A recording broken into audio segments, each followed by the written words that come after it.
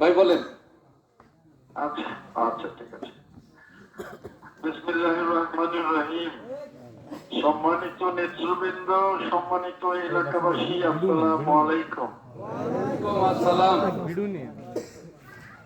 আশা করি আপনারা ভালো আছেন, আশা করি আপনারা সম্মানের সাথে আছেন।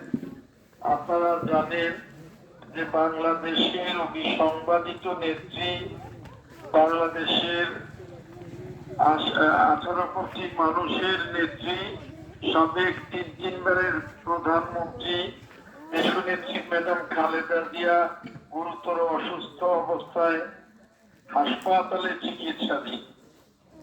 আমরা সারা জাতি তার জন্য দোয়া করছে। আপনারা ম্যাডাম খালেদা জিয়ার জন্য দোয়া করবেন, তিনি যেন পরিপূর্ণ সুস্থ হয়ে আবার রাজনীতিতে আসতে পারেন এবং গণতন্ত্র উত্তরণে যেন বাংলাদেশকে উনি উন্নত একটা দেশে রূপান্তর করতে পারেন, উনি যেন সমৃদ্ধ বাংলাদেশ গঠনে কাজ করতে পারেন। আপনাদের কাছে সেই দোয়া চাই ম্যাডাম খালেদা জিয়ার জন্য। আমিন। পাশাপাশি আপনারা এখানে বসেছেন, আমি অত্যন্ত খুশি হয়েছি।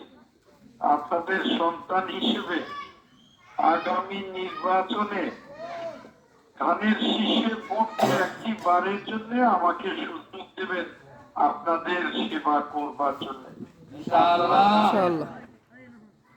আপনারা জানেন যে গত 38 বছর এই সখীপুর বাসাইতে পথে প্রান্তরে আপনাদের সাথে আছি, আপনাদের কাছে আছি।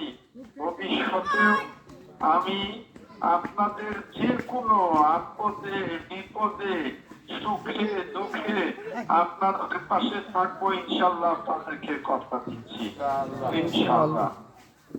আপনারা ভালো থাকবেন।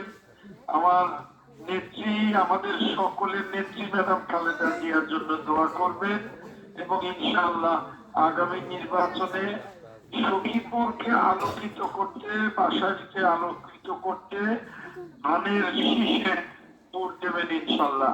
আল্লাহ আপনাদের সকলকে ভালো রাখুন, আমার জন্য দোয়া করবেন। আসসালামু আলাইকুম।